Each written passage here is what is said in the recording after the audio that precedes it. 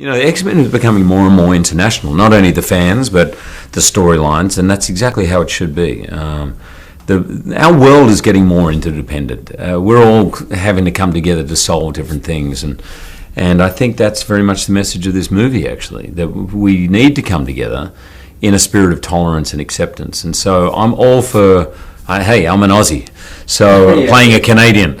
So it's, there should be different characters from all around the world.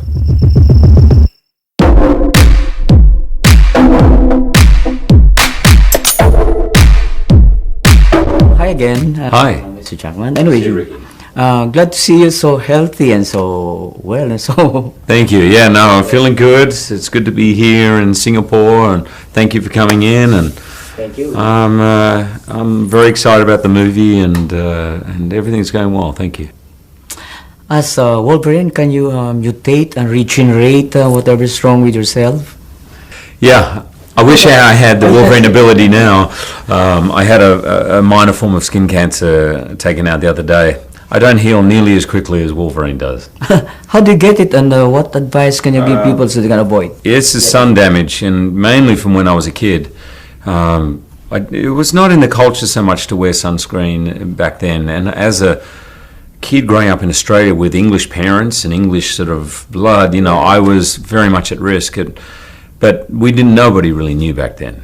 People used to be more adamant about not going into the pool after 30 minutes of eating, right? It was a very strict rule. You had to wait 30 minutes after. But I don't remember people saying you've got to put sunscreen on, getting into the pool. But obviously by the time I was about 16, 17, sunscreen, people were becoming aware of it. Now I am, but I'm paying for it. So get checkups to check your skin, particularly around my age of 45, but wear sunscreen. Oh, nice to hear that. You lost a lot of pounds for Les Miserables, and you got it back. And you work out for Wolverine. Did you do the same workout for X-Men? I kind of had more time. I realized that I need a minimum of 6 months to get into shape, and that's already if I'm training, because it's a pretty extreme body type that I was going for, muscly but extremely lean, and that just takes time. So I had 12 months before the Wolverine. Then I did another movie, and then I was straight into this. So I just kept going. I was on that thing for 2.5 years. Oh, you did another exciting scene in this movie, just like in Wolverine, the bathtub scene. Yes, yeah. How did you feel about this one? It will excite a lot of women all over the world. Did you have to do special workout for that? Oh yeah, I can tell you that was May 21. I do extra lunges. May 21. Lunges for the butt. And May 21 was the date we shot that, because if you ask a bodybuilder, they will have a specific program they will go on to lead up to, so that they peak on a particular day for the competition. And that's how I treated it. So training beforehand, your diet starts to change again about 4 weeks before. You don't drink any liquids for 36 hours before the day, and that really dries you out and makes you look even leaner and tighter. And so all of those things I was doing just to make sure that I was in peak condition. It's a long process. You have a Chinese mutant in X-Men. Yes. What about a Filipino mutant in one of the X-Men movies? Yeah, I agree. I think there should be. The X-Men is becoming more and more international, not only the fans, but the storylines, and that's exactly how it should be. Our world is getting more interdependent. We're all having to come together to solve different things, and I think that's very much the message of this movie, actually, that we need to come together in a spirit of tolerance and acceptance. And so I'm all for, hey, I'm an Aussie, so playing a Canadian. So it's, there should be different characters from all around the world. Maybe you could be in it, Ricky. Yeah. What would your mutant power? Maybe you could be the Filipino mutant, Ricky. Oh, you asked me the same question before. I did. What would your power be? In the Philippines? Yeah. Oh, there's so many actors who are competent enough to be in Hollywood, just like you. You're very young.